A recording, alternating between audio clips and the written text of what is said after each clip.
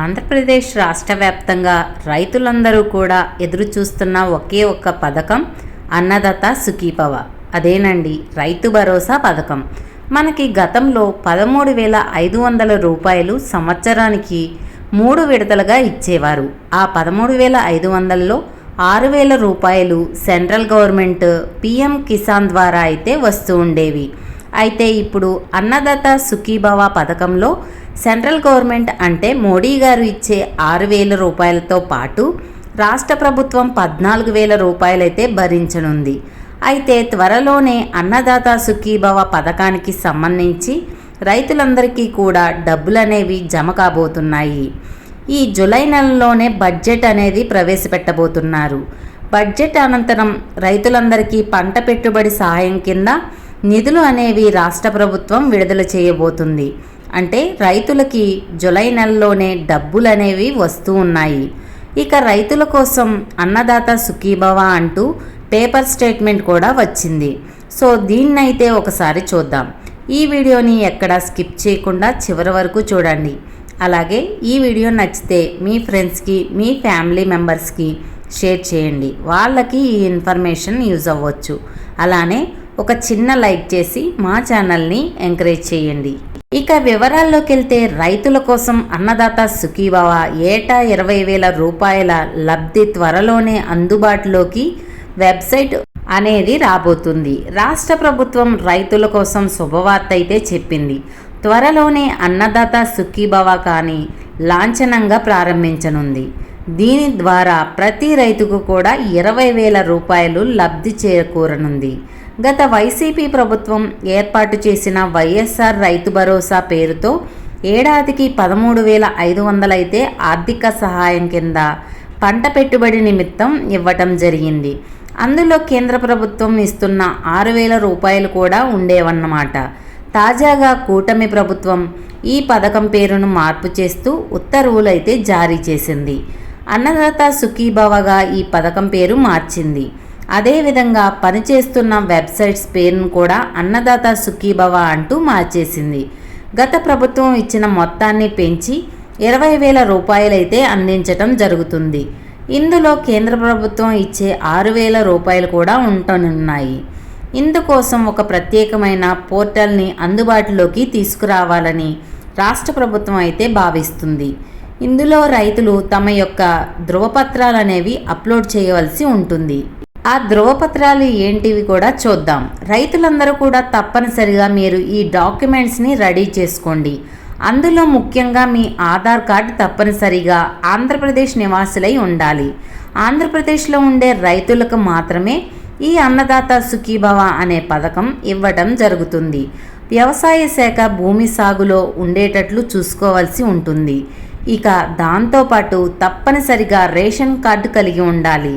దాంతోపాటు రేషన్ కార్డుకి ఒక రైతుకి ఇస్తారా లేదా ఇద్దరికి ఇస్తారా అనేది ప్రజెంట్ అయితే ఇంకా చర్చలు జరుగుతూ ఉన్నాయి. ఈరోజు రాష్ట్ర స్థాయి బ్యాంకర్లతో అయితే రాష్ట్ర ప్రభుత్వం చర్చలు అయితే జరపటానికి వచ్చిందన్నమాట. ఇవన్నీ కూడా కంప్లీట్ అయిన తర్వాత మనకి ఏదైతే కండిషన్స్ ఉంటుందో అది చెప్తారు. ఇక దాని తర్వాత కంపల్సరీగా బ్యాంక్ అకౌంట్ అనేది మీకు పనిచేస్తున్న బ్యాంక్ అకౌంట్ అనేది కంపల్సరీగా ఉండాలి. అది ఎన్పిసికి లింక్ అయ్యి ఉండాలి. ఎందుకంటే గతంలో ఆధార్ కార్డుకి ఏ బ్యాంక్ అకౌంట్ అయితే లింక్ అయ్యి ఉందో ఆ బ్యాంక్ అకౌంట్లోకే నేరుగా డబ్బులు అయితే వస్తాయి. కాబట్టి గతంలో ఏ బ్యాంక్ అకౌంట్ పనిచేస్తుందో లేదో ఒకసారి చెక్ చేసుకోండి. అంటే పని చేయకపోతే మాత్రం డబ్బులు రావు. ఒకవేళ పని చేయకుండా ఉంటే మాత్రం పనిచేసే విధంగా చూసుకోండి.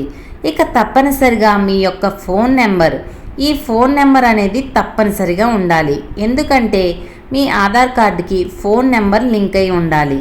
దాంతోపాటు మీ బ్యాంక్ అకౌంట్కి కూడా ఈ ఫోన్ నెంబర్ అనేది లింక్ అయి ఉండాలి. తప్పనిసరిగా ఈ లింక్ ఉంటేనే మీకు ఈ డబ్బులు అనేవి పడ్డాయో లేదో తెలుసుకోవటానికి ఈజీగా ఉంటుంది. గత ప్రభుత్వం రైతు భరోసా పేరుతో ఇచ్చిన డబ్బులు ఏవైతే ఉన్నాయో అవి 3 విడతల్లో ఇచ్చారు. మనకి ఒక్కొక్క విడతలో దాదాపు 58 లక్షల నుంచి 68 లక్షల రైతులకైతే పంట పెట్టుబడి సహాయం కింద పొందుతూ వచ్చారన్నమాట. ఈ రైతులందరికీ కూడా మనకి ఏదైతే ఈకేవైసీ చేసుకుని ఉన్నారో పిఎం కిసాన్ డబ్బులు అనేది పడుతున్నాయి. ఇక తప్పనిసరిగా రైతులందరూ కూడా చేయవలసిన పని ఏంటంటే, మీకు ఈ సంబంధిత డాక్యుమెంట్స్ ఏవైతే ఉన్నాయో ఇవన్నీ కూడా మీరు ఈ వెబ్సైట్ రైతు భరోసా కేంద్రం, రైతు పంట కేంద్రాలకు అక్కడికైతే ఇవ్వాల్సి ఉంటుందన్నమాట. వాళ్ళైతే వెరిఫై చేసి ఒకవేళ నిజమైన రైతులు ఉంటే మాత్రం వాళ్ళందరికీ డబ్బులు అనేవి వస్తాయన్నమాట.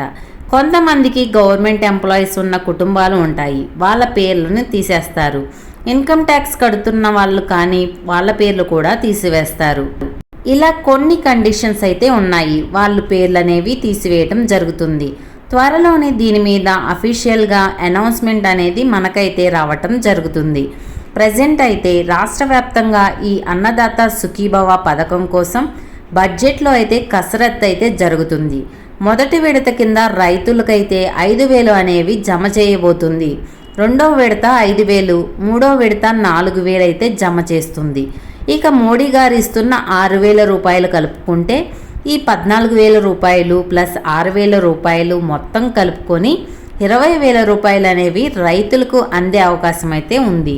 ఇప్పుడైతే మాత్రం కేంద్ర ప్రభుత్వం పిఎం కిసాన్ నిధి కింద 2,000 రూపాయలు అయితే 17వ విడత కింద అయితే జూన్ నెలలో విడుదల చేశారు. చాలామంది రైతులకైతే వచ్చాయి. మీకు వచ్చాయో లేదో కమెంట్ సెక్షన్లో కమెంట్ చేయండి. ఎందుకంటే ఆ డబ్బులు వచ్చి ఉన్నవారికి ఈ డబ్బులు అనేవి నేరుగా ఆ అకౌంట్లో పడతాయి, వేరే అకౌంట్లో అయితే పడవు. మీ ఆధార్ కార్డుకి ఏ బ్యాంక్ అకౌంట్ అయితే లింక్ అయి ఉందో, పిఎం మోడీ గారు ఎలా అయితే వేశారో డబ్బులు అదే రీతిలో ఈ కూటమి ప్రభుత్వం కూడా ఆ అకౌంట్లోనే రైతు భరోసా వేయటం జరుగుతుంది.